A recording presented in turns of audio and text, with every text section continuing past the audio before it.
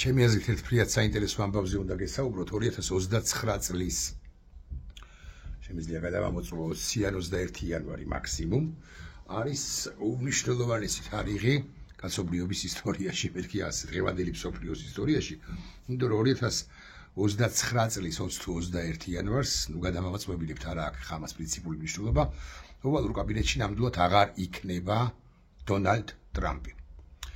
მანამდე სამი თვით ადრე 2028 წლის ამის გადამოწმებაც შემიძლია ცხადია გამომერთოთ არ გამომერთო უკაცრავად elections 2028 წლის ნოემბრის დასაწყისში თუ არ ვწდები in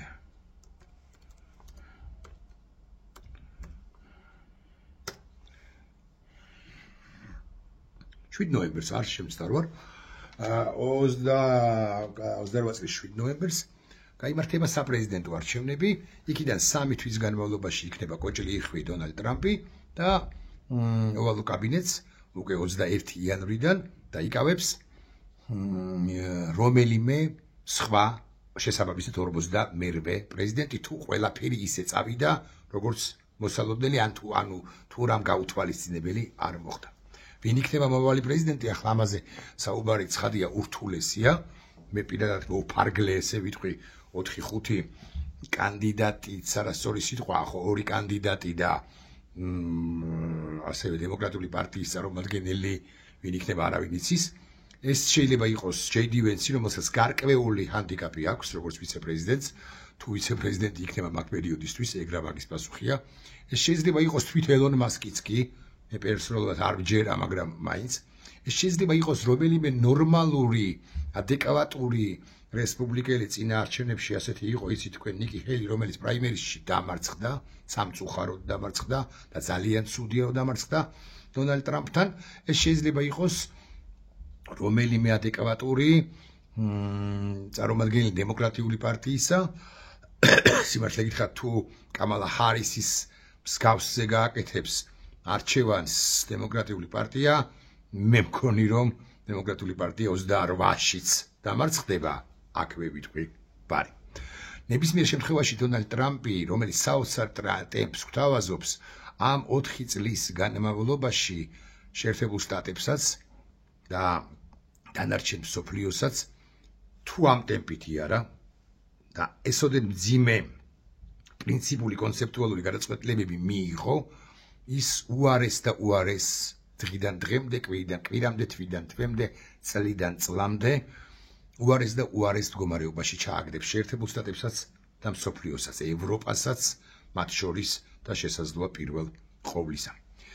დააზარალებს და აზიანებს მსოფლიოს და ვინც არ უნდა იყოს 52-მე პრეზიდენტი მას არა 0-დან, არამედ მინუს უხეშად 20-დან, მინუს 30-დან, მინუს 100-დან მოუწევს ამოქაჩვა და ამერიკის როგორც უმძლავრესი ქვეყნის დაბრუნება მსოფლიო ასპარეზზე, იმასაც მოახერხებს თუ არა ვინ ის, იმიტომ რომ 4 წლის თავზე ცალკე რუსეთი ამ პოლიტიკით და ცალკე ჩინეთი ტრამპის ამ პოლიტიკით რასაკვირველია შეუდარებლად მოძლიერებულები იქნებიან, ან მოდი ესე ვიტყვი ამბიციურები იქნებიან, თუ მართლა რამ ჩანაფიქრი არა აქვს ტრამპს, ისის სიმართლე გითხრათ, სულ უფრო ნაკლებად მჯერა მე პერსონალურად და აი ტრამპის მომხრეებსაც ალბათ არ უნდა ჰქონდეთ დიდი მოლოდინი ტრამპის მომხრეებს საქართველოს შენ ტრამპის მომხრეებს საქართველოს ფარგლებს მიღმა, არ უნდა ჰქონდეთ მოლოდინი, რომ ეს რაღაც საჭადრაკო პარტიაა და ასე შემდეგ, როგორც საჭადრაკო პოლიტიკაზე ვლაპარაკობთ, საჭადრაკო პარტიაზე ვლაპარაკობთ, როდესაც ტრამპი ჩრდილოეთ კორეასთან ერთად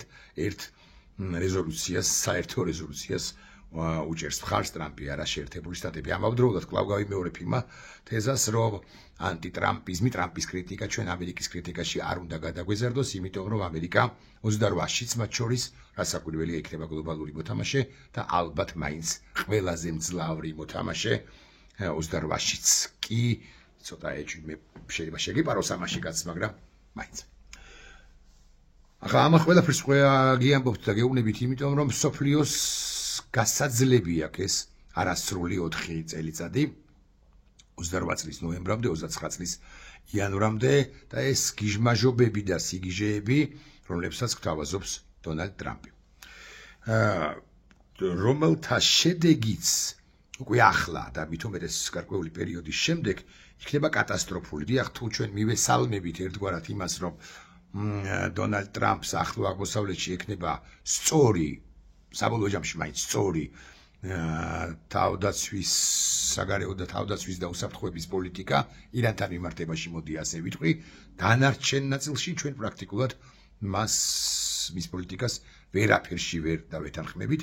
კერძოდ პირველ ყოვლისა ცხადია გულისხმობ უკრაინას, მაგრამ უკრაინაზე გადავდებ 2-3 წუთით ჩემს მონოლოგს, ჩემი მოსაზრეების გაცნობას თქვენთვის, მაგალითად დანიასთან მიმართებაში, ისიც თქვენ რომ რუტესთან, ნატოს გენერალურ მდივანთან, მან ტრამპმა დაადასტურა, რომ ამერიკის შეერთებული შტატები აპირებს გრენლანდიის ოკუპაციას, გრენლანდიისა, რომელიც დანიას ეკუთვნის. კარგა უჭირდება კი არა, ძალიან გაუიოლდება, არასრულ 24 საათში რასაკვირველია შეერთებულ შტატებს შეუძლია მთელი გრენლანდიის ამხელა კუნძულის აღება 60,000 არასრული მოქალაქე ცხოვრობს, მაგრამ ეს ხომ მოარღვევს უსაფრთხოების მთელ სისტემებს, კი დამატებით მოარღვევს, რომლებიც შექმნილია და რომელთა ლიდერიც თავარ ქვეყანა ამ ყველაფერში რასაკვირველია იყო შეერთებული შტატები. საკრიტიკო რასაკვირველია განსაკუთრებით ბაიდენის პრეზიდენტობის გათვალისწინებით და პირობებში, ობამას პერიოდში, კლინტონის პერიოდში, ბუშის თუნდაც უმცროსი ბუში იგულისხმება, თუნდაც უფროსი ბუშის პირობებში საკრიტიკო რასაკვირველია, მაგრამ ეს არ ნიშნავს იმას, რომ გადადგა ის ნაბიჯები, ყველა წითელი ხაზი დაარღვია, მათ შორის ნატოს წევრ სახელმწიფოს წაართვა ტერიტორიები მისი ნების საწინააღმდეგოდ. გნებავთ იყიდო, შესთავაზო ეს დილ გარიგება, ან მით უმეტეს მოახდინო ამ ტერიტორიის ოკუპაცია. ეხლა მე პერსონალურად არ მგონია, გულახდილად გეტყვით, რომ დანიის ოკუპაცია, ანექსიაზე წავა შეერთებული შტატები, ანუ ეს ტრამპის ბაქი-ბუქი მესმის, მაგრამ ესე შეერაღებული ძალები, რომელიც ისედაც არის გრენლანდიაში, შეერთებული შტატების ბაზაა, ისიც თქვენ ესე სწრაფად აიღებენ და მიუერთებენ და გრენლანდიას შეერთებულ შტატებს და ითქვის, რომ ეს არის სწორედ ეს არის 51 შტატიო, არ მგონია, მაგრამ თავად განცხადებები და რიტორიკა უკვე დამაზარალებელია და დამაზიანებელია გლობალური უსაფრთხოებისათვის და სხვათა შორის დამაზარალებელი და დამაზიანებელია სხვა კუთხითაც, თუ შეიძლება ანექსიის გაკეთება შეერთებული შტატების მხრიდან და მიერ გრენლანდიას გულისხმობ ამ შემთხვევაში უკრაინაზე ოდნავ მოგვიანებით გადავალ, რატომ არ შეიძლება მაგალითად ტაივანის დაპყრობა ჩინეთის მხრივ, იმიტომ რომ ჩინეთი რა დემოკრატიულია? არადემოკრატიულობა, ხო ესეც დემოკრატიულობა მხოლოდ სიტყვა ხო არ არის, დემოკრატიულობა არის ყოველდღიური ქმედებები, ყოველსაათობრივი ქმედებები და არადემოკრატიულ ნაბიჯს თუ დგამ, შესაბამისად შენც არადემოკრატიული სახელმწიფო გამოდიხარ. ამიტომ მე რასაკვირველი იმედი მაქვს, რომ ამას არ გააკეთებს ტრამპი, მაგრამ კვლავ ვიმეორებ, რიტორიკის დონეზე უკვე დამაზიანებელია. უკრაინაზე გადავალ, აქ იგითხარით, რამდენიმე ხანში კანადასთან მიმართებაში იყო 51-52 საათი მით უმეტეს ვერ გახდება კანადა, მაგრამ ის რომ აი ამ გადასახადებს და ტარიფებს უწესებს კანადას სხვადასხვა პროდუქტებზე, აი ამ ვერბალურ და არა მხოლოდ ვერბალურ ომშია შესული თავის მეზობელთან, უკვე პრობლემურია. სხვა შორის კანადის ახალი ლიდერი მეტად ადეკვატურია, იცით თქვენ, და უფრო მოიწევს ევროპისაკენ. საერთოდ ევროპის კონტინენტის სახელმწიფოები და პლუს კანადა და პლუს ბრიტანეთი და პლუს ალბათ ავსტრალია მეტისმეტად ადეკვატურად იქცევიან კონტინენტური ევროპის ერთ სახელმწიფო გერმანიაზე. ვიტყვი ახალი კანცლერი მერცი აანონსებს იმას, ამბობს იმას ღიად, რომ გერმანიის თავდაცვისა და უსაფრთხოებისათვის $2 მილიარდი იქნება გამოყოფილი. ეს უკრაინასაც ძალიან წაადგება, გარდა იმისა, რომ წაადგება უშუალოდ ევროპის კონტინენტს. მაკრონიც რასაკვირველია ამ პროცესში ლიდერია პრაქტიკულად სტარბერთან ერთად, მაგრამ ევროკავშირის სივრცეზე ვილაპარაკოთ. მაკრონი როგორც ბირთვული სახელმწიფოს ლიდერი გამოდის ინიციატივით, არ არის ახლა ახალი, რასაც ვიტყვი მე, რომ საკუთარი ბირთვული ქოლგა გადააფაროს მთელ ევროპას. ისიც რომ საფრანგეთი არის ბირთვული სახელმწიფო კონტინენტურ ევროპაზე, ბრიტანეთი ასევე ბირთვული სახელმწიფოა და ეს ყველაფერი განსაკვირველია განაპირობა ტრამპის აი ამ აჩქარებულმა და სრულიად არაადეკვატურმა პოლიტიკამ. კვლავ გავიმეორებ თქვენის ნებართვით, რომ ანტიტრამპიზმი არ უნდა გადაგვიზარდოს ანტიამერიკანიზმში, იმიტომ რომ ამერიკა 29 წელსა 29 წლის 21 ივნისიდან სრულიად ადეკვატური ქვეყანა იქნება. იმედი მაქვს ყოველ შემთხვევაში, თუ მართლა ტრამპის შემდეგ JD Vance-ი ან მით უფრო ელონ მასკი არ გახდა მისი ლიდერი. უკრაინასთან მიმართებაში ძალიან საინტერესო პროცესები მიმდინარეობს და მე გეტყვით რა არის ეს როგორია ეს საინტერესო პროცესები. ტრამპი აბსოლუტურად სწორად, აქ გივაქოთ, შევაქოთ დაგუფასოთ ამბობს რომ უნდა შეწყდეს ცეცხლი ceasefire გაუდის ერთიანად სწორია იცით თქვენ რომ გენიალური საჭადრაკო გეოპოლიტიკური პარტია ჩაატარა ზელენსკიმ და მისმა დელეგაციამ საუდის არაბეთში თუმცა ყველაფერზე დახაბულდა ტრამპს და მიიღო დადებითი რეაქცია ვაშინგტონიდანაც კერძოდ ტრამპმა პრაქტიკულად იმავე დღეს კიდევ ერთხელ დაპატიჟა პრეზიდენტი ზელენსკი ოვალურ კაბინეტში ზელენსკი რომელზეც ის გაჯავრებულია მრავალი მიზეზის გამო მათ შორის წარსულის გამოც ჰანტერ ბაიდენის თემაც შემოდის პერსონალური დამოკიდებულებაც შემოდის და ასე შემდეგ მოკლედ ტრამპმა დაპატიჟა ზელენსკი კიდევ ერთხელ და თითქოს დაალაგდა ეს ორი სახელმწიფო დროებით მაინც თუმცა განხეთქილების თემა ვაშლები ამ ორ სახელმწიფოს შორის ასაკვირველია წარმოიჩემი პროგნოზით ყოველ შემთხვევაში წარმოიქმნება უკვე შემდგომ და გეტყვით ას გულისხმობ. შეერთებული შტატებიდან სულ უფრო ხშირად ისმის ამგვარი ფრიად უცნაური წინააღმდება, რომ უკრაინას მოუწევს ტერიტორიების დათმობა იმ გლობალური შეთანხმების ფარგლებში, რომელიც უნდა გაფორმდეს მსოფლიოში უკრაინის კონტექსტში. ამას ამბობს პრაქტიკულად ყველა მაღალჩინოსანი, თქვა რუბიომას, თქვა ვოლცმაც, სხვებმა და სხვებმა და ეს ძალიან სამწუხარო ამბავია, ისევ ჩინეთი და ტაივანი უნდა ვახსენო და არა მხოლოდ რას ნიშნავს ეს როდი თუ ძლიერი ქვეყანა ძალით იპყრობს რომელიმე სხვა შედარებით სუსტ ქვეყანას და უკრაინა ბუნებრივია უფრო სუსტია ვიდრე რუსეთი მიუხედავად იმისა რომ უკრაინა წინააღმდეგობას უწევს 3 წელია და ეფექტურადაც ეს ნიშნავს რომ საზღვრები იცვლება ძალით ანუ საერთაშორისო სამართლის ეს ნორმა დაფშვნილია ჩინეთისთვის ეს არის მწვანე ტაივანის მიმართულებით ეს არის ერთგვარი მწვანე ჩრდილოეთ კორეისათვის სამხრეთ კორეის მიმართულებით იქ ცხადია ესე იოლად ვერ გადაწყდება როგორც ჩინეთსა და ტაივანის შემთხვევაში ანუ ესე 24 საათში 48 საათში ვერ აიღებს ჩრდილოეთ კორეა სამხრეთ კორეას მაგრამ დიდი კონფლიქტი გარდაუვალია იმიტომ რომ მაგალითი პრეცედენტი იქნება შექმნილი ევროპაში შეიძლება ამგვარი კონფლიქტები წარმოიშვას სამხრეთ ამერიკაში შეიძლება წარმოიშვას აზიაში შეიძლება წარმოიშვას სხვა მიმართულებით და ასე შემდეგ მაგალითად ეხლა რა შუაშია მაგრამ მაინც ხო რატომაც არა უკრაინასთან იაპონია რომელიც არ ცნობს იმას რომ რუსეთმა მოახდინა ტერიტორიების ოკუპაცია მისი ტერიტორიების ოკუპაცია რატომაც არა დაარტყავს რამდენიმე კუნძულს ეხლა მე ეს ჰიპოთეტურად ვამბობ ცხადია მაგრამ მაინც და ეცდება რომ დაიბრუნოს ცხადია ესე არ მოხდება მაგრამ მე უბრალოდ ვამბობ რომ ამას უდებს სათავეს აი ეს პანდორას ყუთი იხსნება. აღარ ვლაპარაკობ იმაზე, რომ ჩვენ ძალიან გაგვიჭირდება უშუალოდ ჩვენ ქართველებს, იმიტომ რომ მაშინ რუსეთსაც უნდა გაუვიდეს ოკუპაცია აფხაზეთისა და ცხინვალის რეგიონის ასია. არ არის ესე გასაკვირველია, მაგრამ რომ ამ მეგონებით ტრამპი რა პოლიტიკას სთავაზობს სოფლიოს ძლიერი ყოველთვის მართალია. აი ესეთი პოლიტიკა შეიძლება დავარქვათ ტრამპის პოლიტიკას. ამასობაში ცეცხლის შეწყვეტილზე კი გაუდის ერთიანად სიტყვა ტრამპს, მაგრამ რუსეთს აქვს რამდენიმე პრინციპული მოთხოვნა არა ცეცხლის შეწყვეტის, არამედ კონფლიქტის გლობალური მოგვარების კუთხით თვალსაზრისით. კერძოდ რუსეთის წარმომადგენლები ეს ლოთი მედვედევი ახმელიაზე და ბახუსევზე, სხვები და სხვები პესკოვი, ლავროვი, დუმის დეპუტატებზე, პროპაგანდისტებზე აღარაფერს აღარ ვიტყვი, ლამის პუტინიც კი და პუტინიც რასაკვირველია. აყენებენ პუტინს ოდნავ ადრე აქვს უბრალოდ ეს დაყენებული და ამას გაიმეორებს ცხადია სამშაბათს ხვალ შედგება ტრამპისა და პუტინის მორიგი სატელეფონო საუბარი და მაღალი ალბათობით იქაც დააფიქსირებს პუტინი ამ საკუთარ პოზიციას. მოკლედ, ceasefire-ზე არ ლაპარაკობს, ნაკლებად ლაპარაკობს რუსეთი, იმაზე რომ 12 საათზე შეწყდეს ხვალ, 13 საათზე შეწყდეს ზეგ ორივე მხრიდან ეს ცეცხლი, ლაპარაკობს უფრო გლობალურ მოგვარებაზე და იქ აყენებს უკვე საკუთარ მოთხოვნებს. ეს საკუთარი მოთხოვნები არის უცნაური ან ღორული, მოდი უფრო კარგი სიტყვა მოვიფიქროთ, სწორი ალბათ ეს არის. და კერძოდ, რუსეთი ამბობს 4-5 მოთხოვნა აქვს. პირველი მოთხოვნაა მაგალითად, 5-ვე რეგიონი არის ჩემი. ყირიმი დაპყრობილი 2014 წელს, დონეცკი და ლუხანსკი პრაქტიკულად დაპყრობილი 2014 წლიდან, 15-დან, ზაპოროჟიე და ხერსონი, რომელთა ნახევარსაც აკონტროლებს უკრაინა. გავიდნენ უკრაინელები ადმინისტრაციულ საზღვარზე, შევალთ ჩვენ, გავაკონტროლებთ.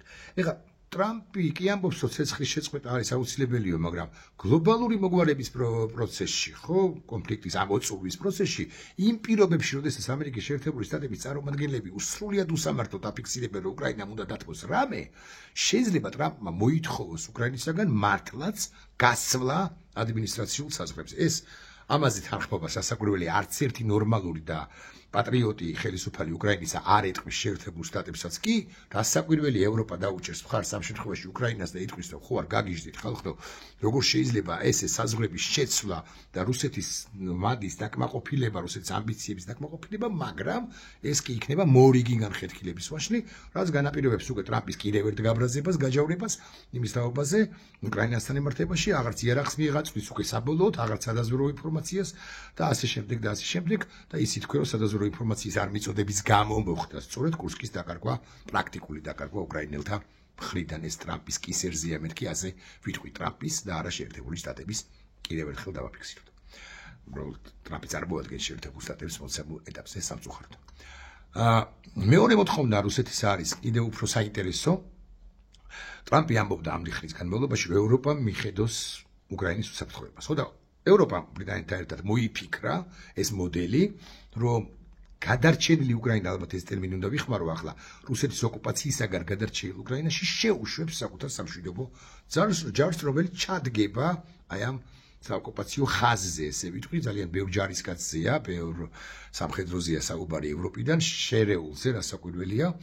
ანუ მარტო ბრიტანელები, მარტო ფრანგები, მარტო გერმანელები, მარტო პოლონელები, მარტო იტალიელები, მარტო არ ვიცი ესპანელები ამ ყველაფერს ვერ მოირებიან და იქნება შერეული შენაერთები, მაგრამ აი ეს ლოთი მედვედევი ბახმელიაზე ანუ ნაბახუსებზე პესკოვი, ლავროვი, დუმის დეპუტატები, პროპაგანდისტები და თვით პუტინიც კი ამბობენ, რომ არა, ხალხო, არავითარ შემთხვევაში არანაირი ნატოს წევრი, არც ერთი სახელმწიფოს, არც ერთი ჯარისკაცი არ შეიძლება ჩადგეს ამ გამყოფ ხაზზე, იმიტომ რომ ეს ხო ტრული ქვეყნების წარმომადგენლები არიან. ხო და ტრამპი აქ გაჭერილია. პირდაპირ მნიშვნელობით, იმიტომ რომ ერთის მხრივ მან ევროპას დაავალა სთხოვა, მოდით უნდათ ესე ვიტყვი, მოითხოვა უფრო ზუსტი რომ ვიყო, ევროპა მოიფიქრა მოდელი, მაგრამ რუსები ამაზე არ უშვებენ, ხო?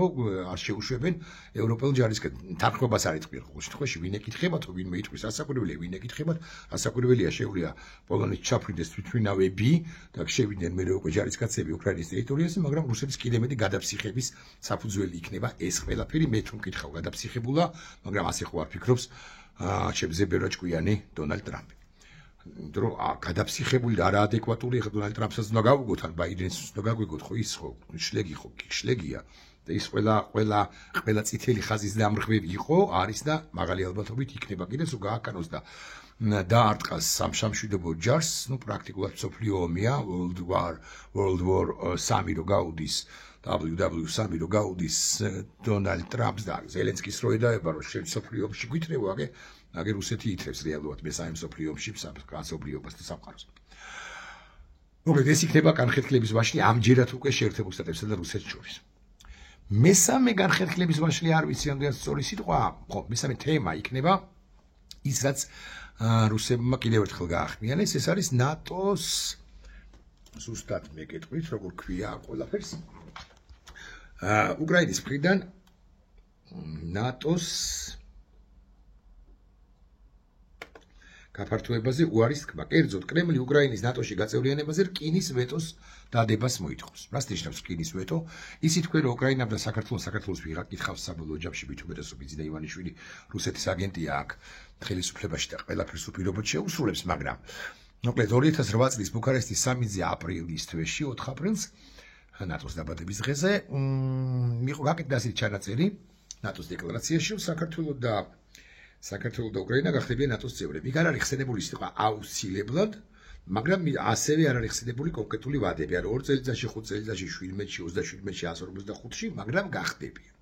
ნატოს სრული კონსენსუსი იყო ამაზე, იმიტომ რომ სრული კონსენსუსის გარეშე ამგვარი გადაწყვეტილი დეკლარაციები ვერ მიიღება. ერთ რომელიმე ქვეყანას რომ გაეჭედა და ეთქვა რომ არა ამ ბუხზე თანახმა არა ვარ, შესაბამისად ამგვარი დეკლარაცია მიღებული არ იქნება.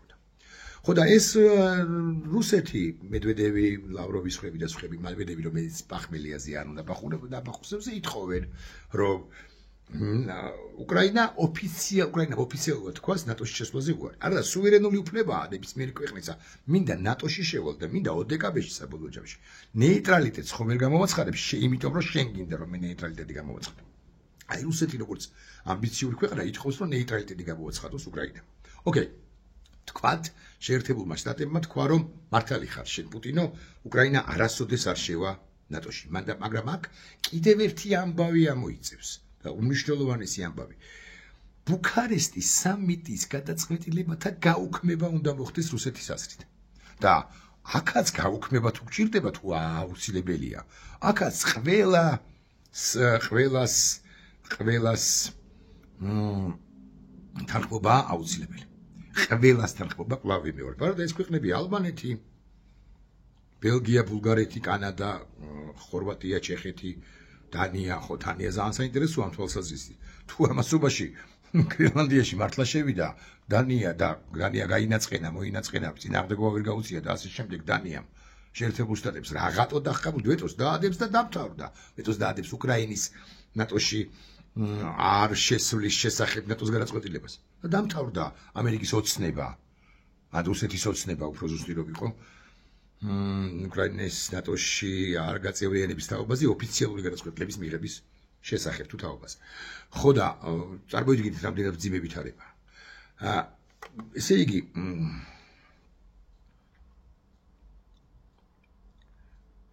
უყურეთ რას ამბობს ვინმე გეუშკო, რომელიც არის საგარეო საქმეთა მინისტრის მოადგილე უკაცრავად გრუშკო. ესე იგი, თუ ვისაუბრებთ უკრაინის კონფლიქტის მშვიდობიან დარეგულირებაზე ლაპარაკობთ კვლავ ვიმეორებ. მაშინ რა თქმა უნდა მას ექნება გარე ზეგავლენა და ჩვენ მოვითხოვთ, რომ ამ შეთანხმების ნაწილი გახდეს უსაფრთხოების რკინის განარტიები, რადგან მხოლოდ მათი ჩამოყალიბებით შესაძლებელი იქნება უკრაინაში მდგრადი მშვიდობის მიღწევა და ზოგადად რეგიონალური უსაფრთხოების გამყარება. ამ გარანტიების ნაწილი უნდა გახდეს უკრაინის ნეიტრალური სტატუსი. ეხლა ეს ნეიტრალური სტატუსი ჩვენ კარგად უნდა გავიგოთ ერთი რამ, რომ რუსეთს, რომელსაც ბევრი ფიქრობს, რომ ჯერაც ძლიერია ეს ქვეყანა, ძლიერია, რა თქმა უნდა, რასაკვირველია. მაგრამ რუსეთს შეუდარებლად უჭირს, ვიდრე უჭირდა 2022 წლამდე. გამოფიტულია რუსეთი, მისი ეკონომიკა უკვე განიცდის პრობლემებს. და შემდგომში ეს ეკონომიკური პრობლემები მას დაეწევა. რუსეთს სასიცოცხლოდ სჭირდება გარკვეული პერიოდი. დამოუკიდებლად იმისა, ეს ვაშინგტონში ესმით თუ არ ესმით, განსაკუთრებით ეს ესმით გასაკვირველია აღმოსავლეთ ევროპის და ყოფილი საბჭოთა ქვეყნის საზოგადოებებს, პოლიტიკურ ელიტებს, პოლიტიკურ ნორმალურ ელიტებს.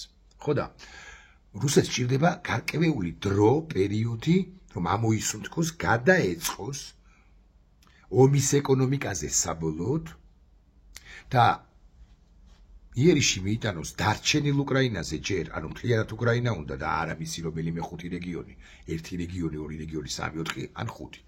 და მერე უკვე აღმოსავლეთ ევროპაზე, განსაკუთრებით ბალტიის სახელმწიფოებს. შესაძლოა ფინეთზეც კი, რომელზეც ხადია არ უნდა რომ იყოს ის ნატოს წევრი და რომელთანაც ეხლა ხანია აქვს კონფლიქტები, ქონდა უფრო ზუსტი რომ იყო 30-იან წლებს გულისხმობ გასული საუკუნისა. ხო და გამოგიოთ იმისა ვაშინგტონს ეს ესმის თუ არ ესმის, ეს არის სიმართლე, ასაც ეხლა მე ვამბობ. ევროპა შესანიშნავად ხვდება ამ სიმართლეს. უბრალოდ კითხვა არის, რამდენად მოასწრებს ევროპა გადაიარაღებას, ხელახლა შეიარაღებას, ახალ ტექნოლოგიების ათვისებას, მით უმეტეს შეერთებული შტატებიდან გარკვეული საპორტების ანუ მხარდაჭერების გარეშე. სადაც რო ინფორმაციას გულისხმობ, საჰაერო თავდაცვის უზრუნველყოფას გულისხმობ და ასე შემდეგ და ასე შემდეგ. ეხლა მე რომ მკითხოთ, ჩემი აზრით, ეს კონფლიქტი ვერ ამოიწურება, სულ ამას ვამტკიცებ. ხო, ხო, მე არ მაქვს შესაძლებლობა ვთქვათ, ერთ სახში მივიდე და ეს თქვა. ხო, ან რომ მივიდე, შეიძლება ისე დაივნეს კაცი, რომ არაფერი ვერ თქვას, ხო? მით უმეტეს ესეთ ძიმე კაცთან ტრამპთან. მაგრამ მე რომ მკითხო, ეს კონფლიქტი ვერ დასრულდება. უსამართლოდ ყოველ შემთხვევაში კონფლიქტი ვერ დასრულდება. სამართლიანობა კი არის მხოლოდ და მხოლოდ ერთი.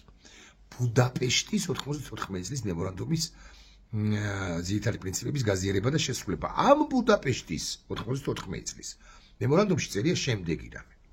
უკრაინა იქნება დამოუკიდებელი ამ საზღვრებში ყირიმის ჩათვლით და ამის გარანტორები არიან რუსეთი, შეერთებული შტატები, ბრიტანეთი. ამ ყველაფრის გამო უკრაინამ დათმოს საკუთარი ბირთვული პოტენციალი, რომელიც ჰქონდა მას. იქ კიდე სხვა მუხლებიც არის, ხლა იმაზე აღარ დავასახელებ, ხო აღარ ჩამოვასახელებ. უკრაინის სხვა შორის გაეროს წევრი იყო საბჭოთა კავშირის პერიოდშიც კი ბელარუსთან და ცხადე რუსებთან ერთად. ხო და აი ხლა ის კითხვა, როგორ ხდება ეს ყველაფერი. ეხლა დაუბრუნდები პირველ სიტყვას, ლოთ მედვედევზე ვიტყვი ბოლოს. ანუ ჩვენ არ უნდა ვიყოთ, გადავდებ ხო, მაგრამ მაინც ვიტყვი ორ სიტყვას. არ უნდა ვიყოთ მედვედევის ტვინის სხეულებზე მოწყობილი ქვეყანა. რასაც მედვედევი ამბობს, იმის საპირისპიროს უნდა ვამბობ, ლოთია. ბახმელიაზეა, ბახუსევზე ნებით. აღარ ვიტყვი შესაბამისად, ეხლა უკვე ვთქვი. ეხლა ვიტყვი იმას აზრით დავიწყე.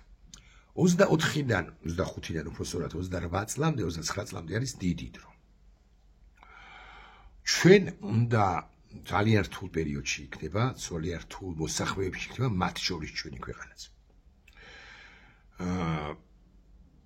ამ ხნის განმავლობაში ჩვენ მუდმივად უნდა ვაფიქსიროთ მინიმუმ და ვიბრძოლოთ პირველი ბიძინა ივანიშვილის რუსული რეჟიმის წინააღმდეგ და სადაც შესაძლებლობა გვექნება, არათუ არ დავუთმოთ და კომპრომისზე არ წავიდეთ მასთან, არამედ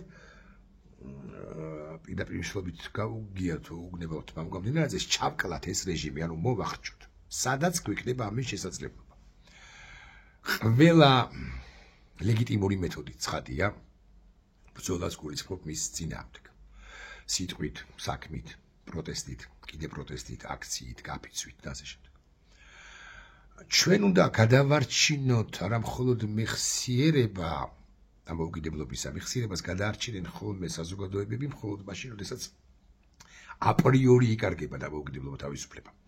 ჩვენ უნდა გადავარჩინოთ სახელმწიფო ამ პერიოდში როგორც ასეთი და მივატანოთ როგორმე სახელმწიფო 28 წლის ნოემბრამდე, 29 წლის იანვრამდე, ანუ იმ პერიოდამდე, როცა აპრიორი უშუალოდ დონალდ ტრამპი აღარ იქნება თეთრ სახლში. აი იქნება თუ არა პუტინი 28-ში, ეს ჯერ კიდევ საკითხავია. მაგრამ პუტინი ირიაში 36 წლამდე აპირებს ყოფნას კრემლში, იმხანად იქნება გადავამოწმოთ იქნება თუ არ მინდა შემეშალოს 86 წლის. მიაღწევს არ ვიცით. პუტინის მემკვიდრე როგორი იქნება, ანტიპუტინი იქნება, ალბათ არა, მიუხედავად იმისა, რომ ეს თეორია, რომ თმასავსეს მოძდებს მელოდი, ანუ კარგს, ცუდს მოძდებს შედარებით კარგი, ხო, ეს თეორია არსებობს.